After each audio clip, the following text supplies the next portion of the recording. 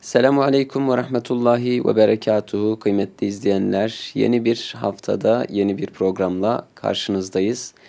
Tecrübeyi hayatta, hayatın tecrübelerini, hayatı tecrübe ederek yaşamış yaşlılarımızdan hayatlarını sizlere yansıtmaya çalışıyoruz. Bu haftada bir amcamıza konuk olduk. Hacı Esat amcamızdan onun hayatına dair, hayatıyla ilgili ne varsa inşallah anlattırmaya çalışacağız.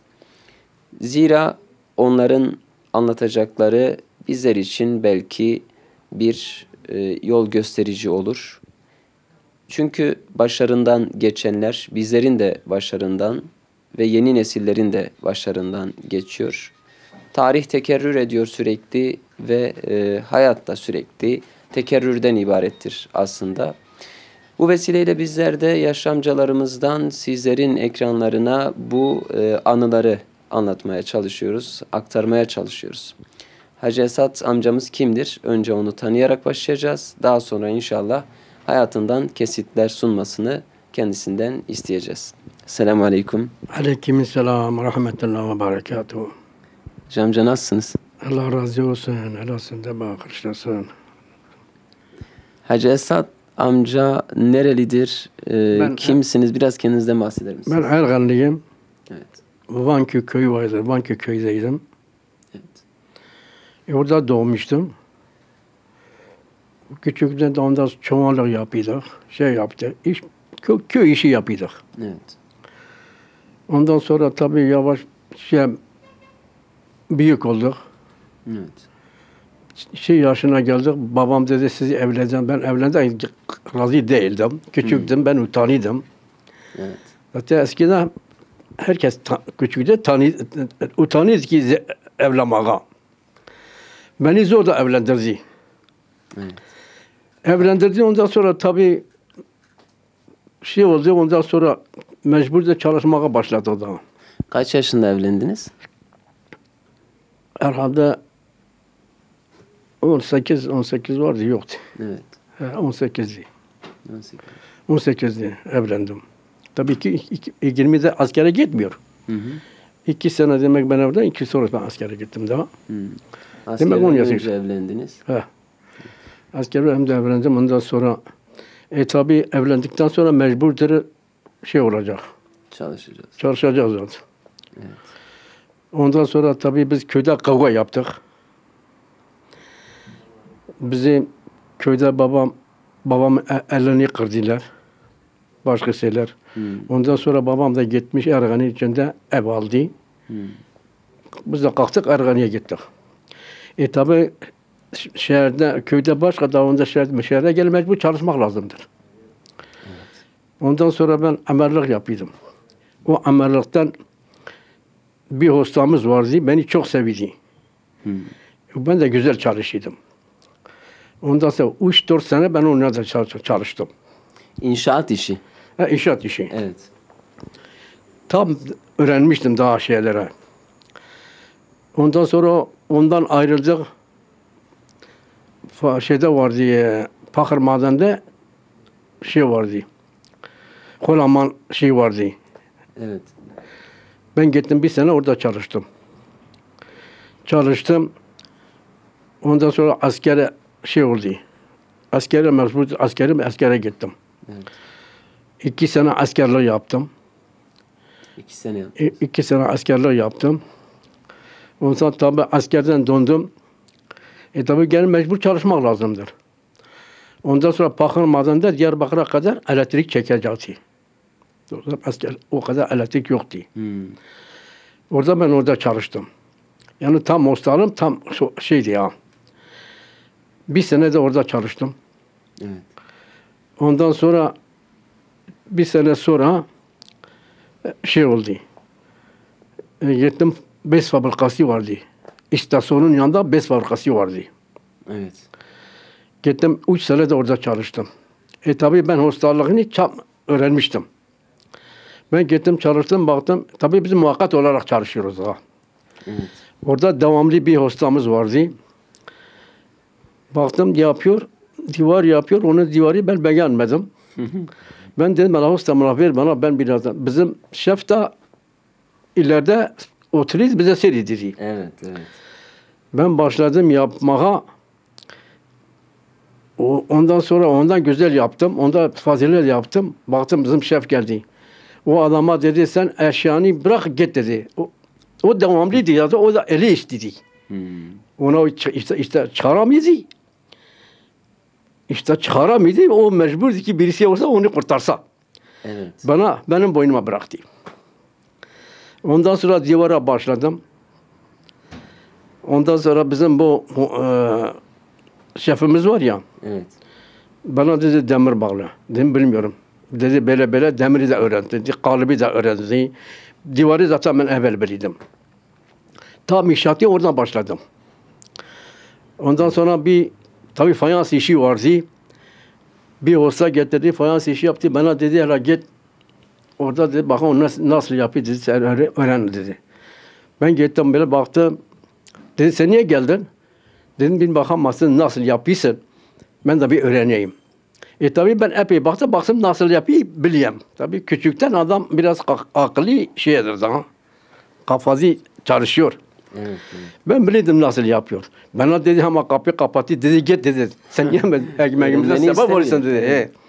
Dedim içe sesle valla ben biliyorsunuz ne yapıyorsunuz. Öğrendim ben. Ondan sonra geldim orada 3 sene çalıştım. Tabii muhakkak olarak çalışıyordum. Bir şey devamlı almadım. Geçici. Evet. Geçiciydi. Ondan sonra beni hepimizi çıkarttı da işte. Gittim ziraat vardı ziraat fabrikası vardı. Demek ki neredeydi? Şimdi eski fabrika var ya, Evet. fakülte, şimdiki fakülte var ya. Orada ziraat inşaatı orada. İnşaat değildi şeydi. Terle ekidi şey dedi. Evet, evet. Ben gittim bir sene de orada çalıştım. Ondan sonra o da tabii iş bitti. Gene geldim gene fakülte beni çağırdı. Fabrika. Evet. Ben gittim kaç ay orada çalıştım. Eski fabrika çalıştığınız Eski yere fabrikası. yine sizi çağırdı. Aynen. Gittim gene orada fabrikada çalıştım. Bana dedi da gene iş bitti. İş bitti. Yoksa valla iş bitmedi. Şey vardı. Fakülte işçi alıydı. Fakülte var ya. Fakültenin inşaatları yeni yapılıyor. Binaları falan. Daha eskide bu taraftaydı. Daha hala eski şimdi hastahane var ya devlette. Evet, evet. Eskide oradaydı. Evet, evet. Ben de böyle bir şeye gittim. Biraz gezmeye böyle gittim. Baktım iş bilmede hosta arıyor. Tam ben hepsi de biliyorum daha. Hosta arıyor. Bana dedim bana gittim. Kağıtı bana verdi. Dedi git verdi ya. İş bakı var ya İş bulmak. iş olmayı. Evet, evet. Ben gittim fakülteye. Fakülte bu taraftaydı. Ali götürdüm verdim. Bana dedi tamam dedi yarın dedi git itham ol. Oraya gittim ithama oldum. Bana söyledi daha. İnşaat işi değil, yazı işi değildi. Yani yazı işi de ben biliyordum. Fakat bizimki meslek işi göründü. Evet. Biz 2 kişiydik. Şeye girdik. Yani Hosta olarak. Beraber giden, başvuran. Başvuru 2 kişiydik. Evvel ona söyledi. Dedi sen ne işi biliyorsun? Dedi divar fayanslarıydı ben bileyim. Bana dedi sen ne biliyorsun? Ben dedim divarıdır, savağıdır. Yani bu tüm inşaatı hepsi söyledim. Bizim oradaki bez fabrikası var ya. Evet. Oradaki bir tane doktor vardı. Daha hala o zaman okuldaydı o doktor. O da gelmiş o şeydeydi. Ben de onu tanıyayım, o da beni tanıyor. Ben bilmiyordum gelmiş oraya. Ben bunu hepsi söyledim. Hepsi bile şaşırdı. Evet. Peki dedi biz bir yol vardı. Dedi biz yolu beton yapacağız. Dedi sen ne yapacaksın? O dedi ben o bolajları hepsi kaldıracağım. Dedi yeni de döşeceğim. Dedi tökeceğim. Bana sana dedi sen ne yapacaksın? Dedim ben niye kaldırayım?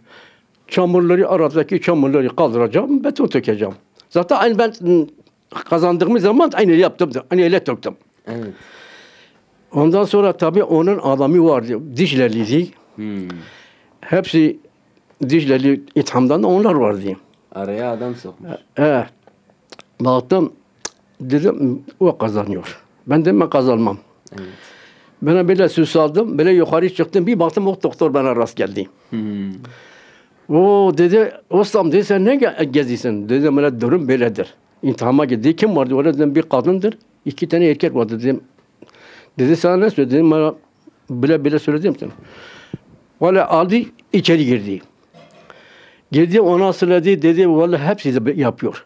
Dedi bunu dedi biz 5 fabrikası hepsi yapıyor dedi şey yaptı. Ondan sonra beni çağırdı geldi dedi tamam sen dedi git. Senin işin tamam dedi bana dedi. Evet, evet. Ondan sonra ben gittim sabahına geldim iş başı yaptık daha. İş yaptım bu tane bütün bu işleri de yapıyorum. Onlar bilmedik yani ben bu işi yapıyorum. Tabii o ithamları ayrı tabii hastaları şeyleri ayrı vardı. Bana de ben yapıyordum. Yani beni divarcı olarak almışım. Divar olarak. Ondan sonra bana de ya git dedi bir letto vardı ya bir şey vardı dedi git getir. Biz burası ya dedim ben yaparım dedim. Kalbi dedim ben yaparım.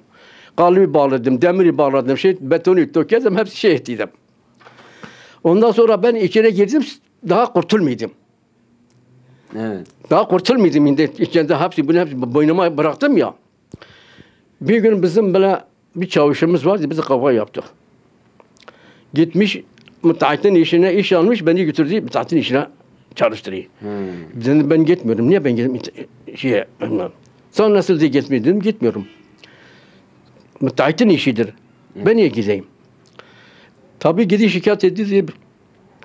Dedi gitme çalışmıyor. Böyle beni çağırdı. Müdür bizi çağırdı. Dedi sen niye ona karşı çıkmışsın dedim. Ben ne karşı çıkmıştım? Bana dedi git böyle şeyler çalıştın dedim. Ben müteahhit işidir. Ben niye çalışayım? Ya dedim benim her bir mesleği bir ustası vardır. Hepsi boynuma bırakmışsın siz dedi.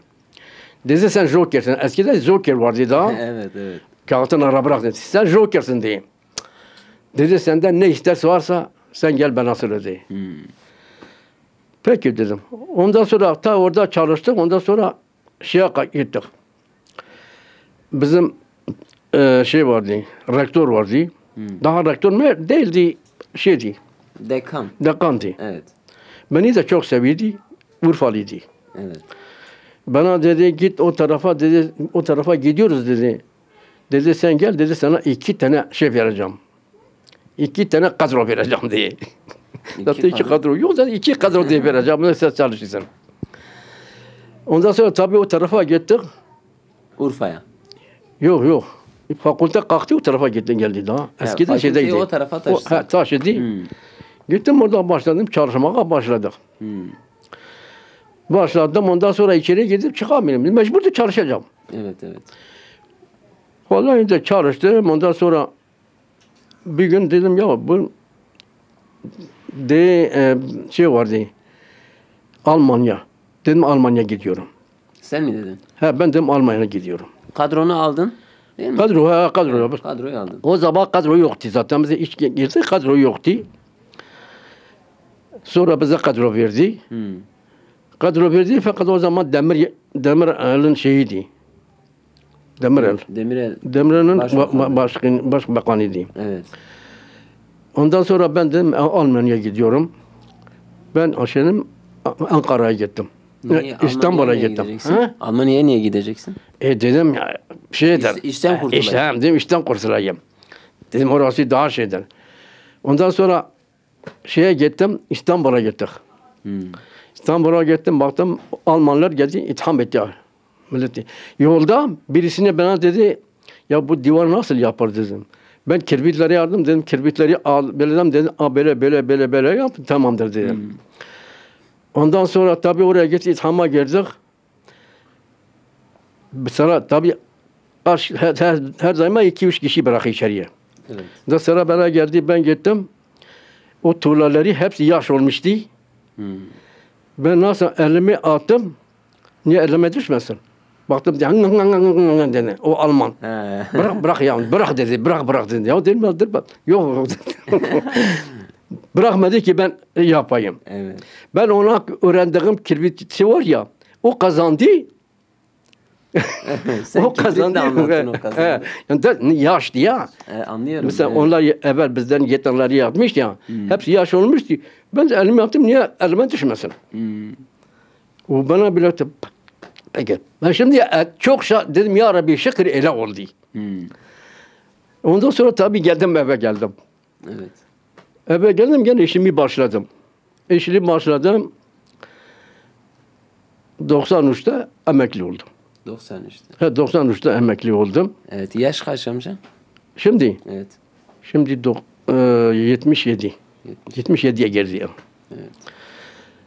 Ondan sonra tabii 23 saat orada 23 sene fakültede çalıştım. Tabii ben söyledim ya, şeyde çalıştım. Çok yerlerde de çalıştım. Ben onu Dolaştınız. söylemedim. Evet, evet. Ondan sonra beni şey etti. Bir arkadaş aynı ayrıldık. Ondan sonra maaşımızı ikramımızı aldık. Bir arkadaş fakültede çalışıyordu. Dedi sen hacca gelmiyorsun. Ya dedim nasıl gelmeyeyim? Hacca gittik. Evet. 93'te.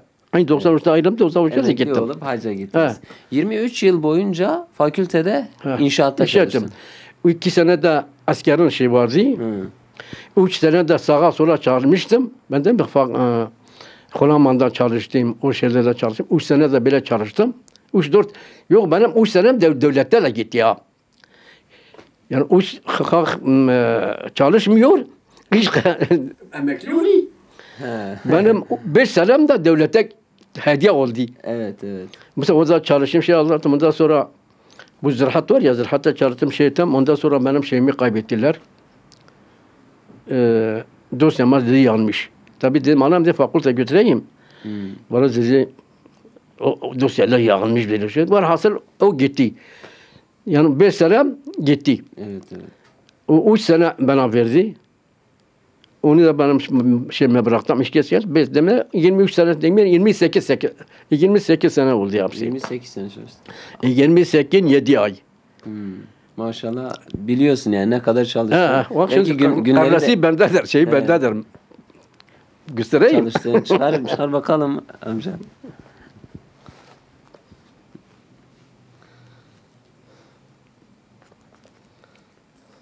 Eski insanlar her şeyi böyle kaydediyor, durduruyor yanlarında. Evet. 38 doğum tarihin. Çalıştığım şeyler hepsi böyle. 93'te şey olmuşsun değil mi? He. Senede. 27 yıl 8 ay. He. Ne diyorum? 8 ay hizmet etmişsin. Ne anladın yani bu işte çalıştın 28 yıl 27 yıl çalıştın. Hayattan ne anladın? Böyle hiç hayatta bir şey anlamadım. Ben gece gündüz, ben sana dedim gece gündüz çalıştım. Arkadaş çağırdı gidip çalışıyordum. Çoksa ben yani bütün fakülte hepsi bana hayran kalmıştı. Bütün amirler. Bir gün birisi bana çağırdı dedi gel dedi profesör seni çağırıyor dedi. Gittim ya dedi o profesör dedi ben de profesörüm dedim. Nasılsın sen profesörsün dedim. Dedim ben de profesörüm. Kendi işimin profesörü. Ben zaten öyle söyledim. Dedim ben de profesör. Nasıl diye sen profesörsün? Dedim benim yaptığım şeyleri senin profesörü biliyor. Yok de. Dedim tamam. O hastane profesörüdür. Ben de bütün inşaatın profesörüyüm. Evet. Ondan sonra tabii ayrıldık. Hacca gittik geldik. Ne yapalım şimdi? Allah Teala yardımcı olsun. Allah razı Biraz olsun. çocukluğunuzdan bahsedin. Neler hatırlıyorsunuz o zamanlar?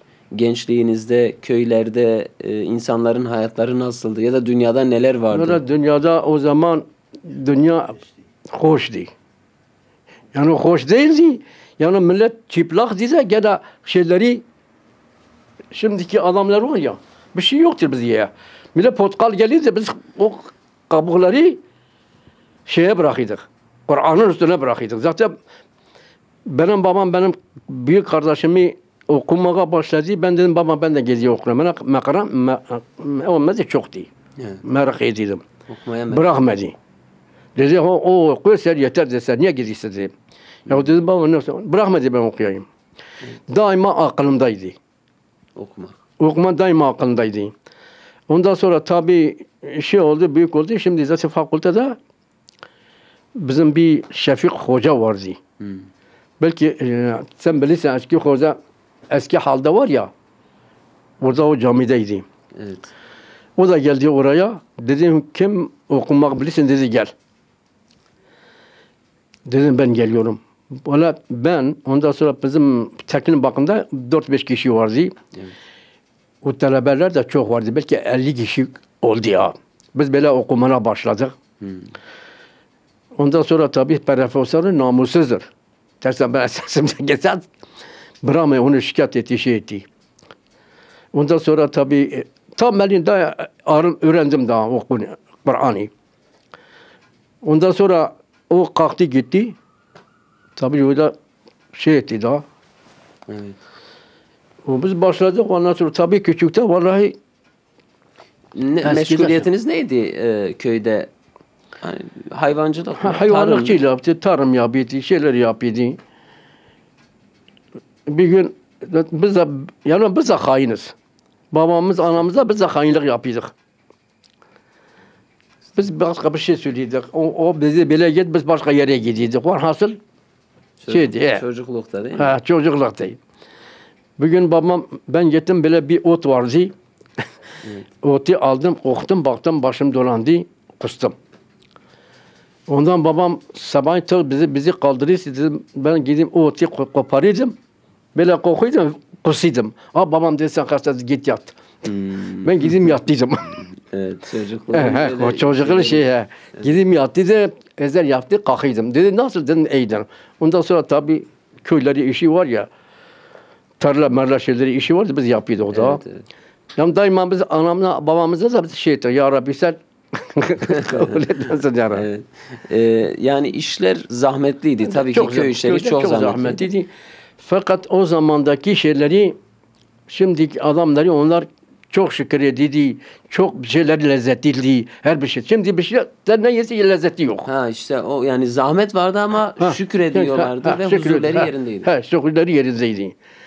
Şimdi bak biz var ya bak o kadar maaş alıyoruz, o kadar şey oluyoruz. Gene özürümüze eski gibi değil. Vallahi eski gibi değil. O kadar çalışıyorduk. Hiç olmazsa şeyimiz yerindeydi. Evet, evet. De küçükte olan şeydi. Ondan sonra tabii 4 tane kardeştik. 4 kardeş. Kardeştik. Ben biraz da ben ana babama şeysizim. Karşı değil. Onlar geri karşı ben onlara biraz şey yapıyordum. Nasıl yapıyordum? Yani babam beni sevsin şeysin. Yani dedim babam beni sevsin. Ondan sonra tabii babam da beni çok sevdi. Evet. Ondan sonra o benim bende bir tane büyüktür, öteki de bende küçüktür. Bu köyde de benim boynumdadır. Ha degermana git, ha çobana git, ha böyle şeye git. Beni şey dedi. O büyük kardeşim gitmedi. Ben de dedim hiç bana anam babam beni severse ölene kadar ki baba ölene kadar ki anam da beni sevecek. Yani, elhamdülillah şükür. Yani ben onlara hain yapıyordum. Onları ben yani o gizli ben hainlik yapıyordum değil. Hainlik değil. Ama böyle bir şeyleri ufak bir şeyleri ben şey dedim. Ama yani sizden razı olsun diye ya çalışmışsınız. O razıydı elhamdülillah. Evet. Ondan sonra tabii anam babam da öldükten sonra hiç benim kardeşlerim benim yanındaydı. Hiç kimse gelmedi bakmadı. Benim yanımdaydı. Ergani'deydim. Emekli oldum. Hecra'ya geldim. Ondan sonra da o hasta oldu. Babam hasta oldu. Ben gittim onun yanında. 3 ay bekledim. Babam da kanserdi. Kanserdi. Ben götürüyordum. Tuvalete götürdüm. Bunu geziyordum. Şey dedim. Kardeşlerimin hepsi onda küsüydü. Peki dedim baba hadi Diyarbakır'a gideceğiz. Yok bizim orada bir ev vardı. Dedi ben bunu evi satacağım. Yok babam dedim bunu satma. Çoktur. Senin çocukların vardı. Sen niye satıyorsun? Valla dedi benim küçük kardeşim bir tane bende küçük vardı. O bırakmadı sata. Dedi sen de bırakmadı sata. Günahım geldi ben dedim belki sen ne yapıyorsun ya babam. Evet. Aldı satı. Ondan sonra biz Diyarbakır'da bir ev aldık. Yani o zaman 180 milyara sattım. Biz burada Erkan'da 9 Diyarbakır'da 9 milyona ben bir ev aldım. O teki para da zaten onun yanındaydı. O benim büyük kardeşim de geldi dedi bu parayı bana ver. Ben oğlumu evlendireyim. Dedim kardeşim ben emekli ayrılmıştım. Al ben sana para vereyim benimki. O babanındır. Ben ondan nasıl isteyeyim o haldedir. Evet. Kızdı. Sen de 12 oğlum para edeyim git onda iste bende isteme. Evet. Git onda iste. Eğer sen istiyorsan o benim param vardır. Ben sana vereyim. Sen ne zaman benimki de versen versin. Kızdı onda babam hasta oldu. Hiç kimse gelmedi. Diyarbakır'da kimse gelmedi bakmadı. Yani onun evi de Diyarbakır'daydı. O da zaten Besfaruk'ta çalışıyordu. Gelmedik babasına anasına bakmadı. Bir gün onun karısı geldi. Babama diyor hala sen ölmedin. Babam da ağladı. Benim oğlum da onun üzerinde bağırdı çağırdı. Sen nasıl dede böyle söylüyorsun falan bir bana. Babam ağladı. Dedi ya Rabbi sen ölmesen sen çekersin dedi. Hakikaten öyle oldu. Babam öldü sen gitti. 3-4 sene sonra o benim kardeşim hasta oldu. 3 sene o da çekti. Abiyle yataktaydı. Demek onun kabul oldu ya. Ahı tut. Ya vallahi. Anne babanın kıymeti çok. Çoktur vallahi.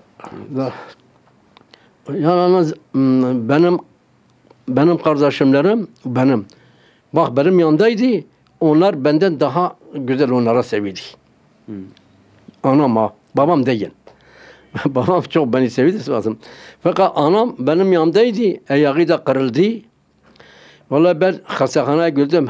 Sırsınma alıyordum, geldim. O tekiler de ayda bir sefer geliyordu, soruyordu. Onların kıymeti var, benim yoktu. Bir gün benim büyük kardeşim geldi, dedi ana, dedi ana bana halal et. Oğlum dedi sana halal olsun şimdi. Dedim ana da bana da halal et. Baktım bana baktı. Neyse dedi sana da halal olsun. Ama siz mutlaka vicdanen rahatsınız. Yani anne babaya karşı görevinizi yapmışsınız. Ha, ben yaptım. Tabii sonra bana halal etti şey değil mi? Yani o zaman ha benim. Akıllı yoktu daha şeydi ya. Artık o akıl. Yoktu da.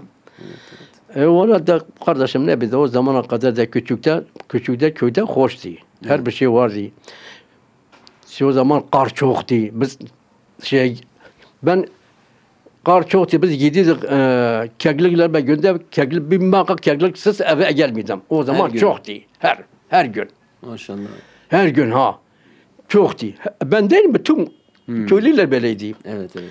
Bir gün baktım bile belki 50'ye 70 sen bana böyle bir keklik geldi. Terle daha hala o meşeler böyle yeşildi. O dedi belki terledir.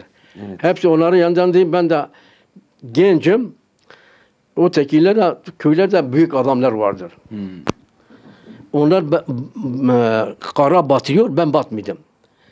Ben onların evine kekliğe gidiyordum. O uçuydu bu tarafa da tabii bir tane o tarafa kaçıyordu. Bir tane o tarafa kaçıyordu. Ben de dedim yok ben gideyim çokları gideyim. Gittim herkes aldı o gün ben kekliği anladım. O teki hepsi dağa kaçtı gitti. Ondan sonra benim babam dedi oğul dedi o geçenler sağa sonucu onlar daha yorulmuştu sen getir onları sen alaydın. Koşanların ardında sen verirsin. Ben demek çok alayım. O ben almadım. O zaman Keklikle çok hoş. uğraşmak da bir şeymiş, bir zevkmiş. Ben zevk. Mesela ben hiç bir şey gelmedi. Tabii kesmiyordunuz onları. Kesiyor muydunuz, yiyor muydunuz? He. Etini yiyordunuz he? He. Yani bazıları alıp besliyormuş, onu seviyormuş ya da işte keklikleri o küçük şeyleri vardır. Yavruları vardı besliyor o seviyordu. Sonra etini yiyordunuz keklikleri. O yakanları etini yerdi hepsi kes. Evet. Ben bir gün gittim zamanıydı ha. Keklik daha yumurta yapıyordu ya. Evet. Ben gittim baktım yumurta keklik oradadır. Elimi aldım kekliklerden baktım yumurta var orada. Yumurtayı da aldım götürdüm eve. Kekliğine beraber. Evet. Kekliği götürdüm. Kekliği götürdüm oraya beraber. Keklik bu tarafa kaçıyor. Yumurtanın üstüne gitmiyor. Ben de aldım. Tavuğun üstüne bıraktım. Tavuğun içine bıraktım. Tavuğun altına bıraktım. Tavuk da dedi. Tavuk da üzerinde şey etti. Zaten o yavruları ki şeydi. Aldığım zaman bir tane kaldım baktım canlıydı inden. Valla o tavuklar hepsi çıkarttı. Tavuk çıkarttı. Tabi tavuk kalk diye o tarafa kaçıyor. Demek dilleri bilmiyor. O da o tarafa kaçıyor. Evet. Var aslında. Birbirini anlamıyorlar. Anlamıyordu. Evet, evet. O zaman çok şey ettik bana. Eskiden boşanmalar var mıydı? Eşlerinden boşanmalar ya da nasıl bakılıyordu boşanmalar? Valla o kadar yoktu eskiden. Yoktu. Yoktu. Ya şimdiye kadar yoktu ya. Birbirini seviyordu, birbirini şey dedi.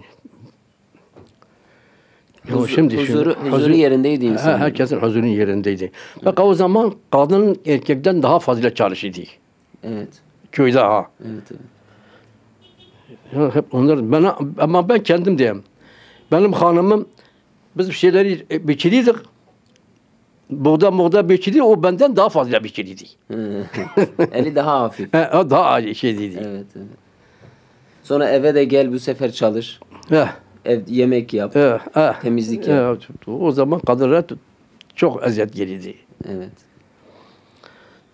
Öyle şimdiye kadar da geldi ondan sonra Bereket vardı. Bereket vardı yaş. Ben dedim yaş keşke yaşlı olmasaydık ölüm zaten ölümdü. İhtiyarlık çok zordur.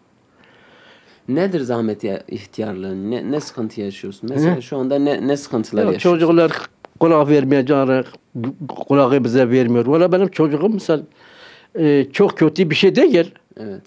Fakat ise bana kulak vermeyi şeydir ha. Yani dedim ben babama yaptığım şeyleri siz ondan biri de bana yapsan gene ben razıyım. Ondan sonra tabii ben bir şey yönettim. Neydi ya? Ondan sonra tabii okudum. Ondan sonra ben geldim. Emekli oldum. Ben bir kitap vardı okudum. Baktım dedin sabah namazı bu kadar hayırlıdır. Peygamber demiş yani eğer bir sakat olursa gene çok şeyde gideriz. Sabah namazına gidin. Ondan sonra Ömer camisi vardı da. Evet. Ben kalktım bir gün gittim, 2 gün yavaş ondan sonra alıştım. Her gün gittim. Daha başladım. 2 sene ben orada hizmet ettim. Hacı Ömer Camisi. Hüseyin Camisi'ye. Mesela inşaatları vardı, su tesisatı şeyleri hepsi ben yapıyordum. Ondan sonra onlar bir şey vardı, menzuni vardı. Bugün sabah biz gideceğiz, buradan dedi Kur'an yok, bırakmadı Kur'an yok ya. Kapıyı kilitledi, getirin. Kaç sene önce ya da hangi senelerde? Demek ki 93'ten ayrıldım. 93 haca gittim geldim 95'te. 96 yıllarında arasıydı. Ondan sonra bırakmadı. Ben de gittim şimdi cami var ya bizim camiye. Evet. Ben oraya gittim. Hacı İzzet de oradaydı.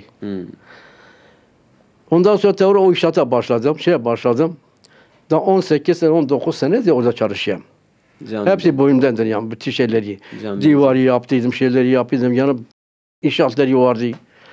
Hepsi boynumdadır şimdiye kadar. Elhamdülillah. Şu anda da camiye hizmet ediyorsun. Elhamdülillah. Elhamdülillah.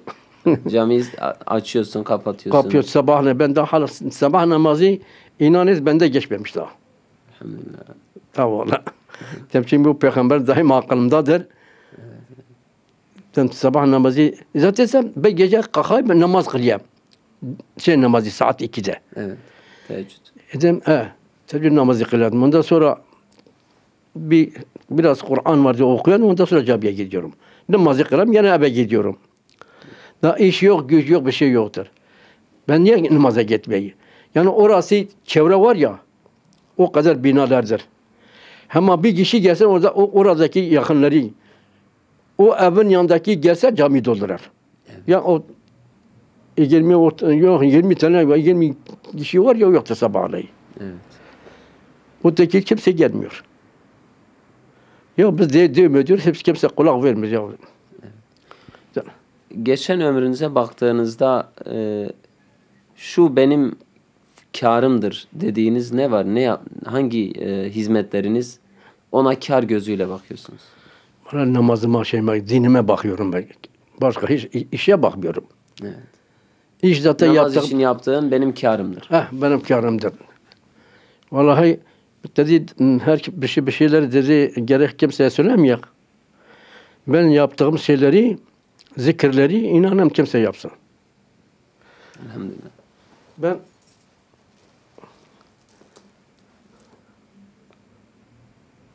bin tane sabahına ya vakit günde. Bismillahirrahmanirrahim.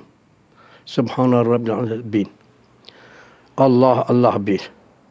La ilahe illallah la ilahe bil. La ilahe Muhammeden Resulullah bin.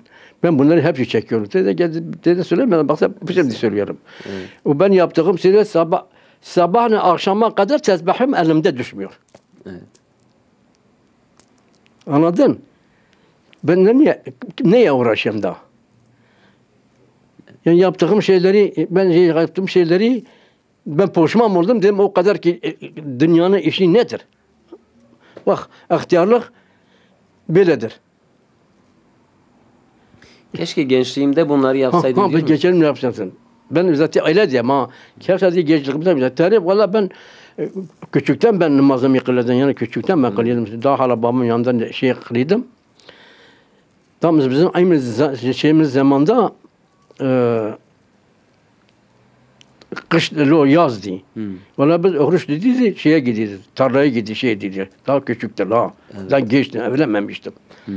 O zaman biz inşallah bizim malzemeyi kırkın şey bizim ama. Fakat bizim çocuklar bazıları kaç kişi kırıyor kaç kişi diyorlar. Dedim diyor senin yanında kılak. Belki arkanda kalıyor.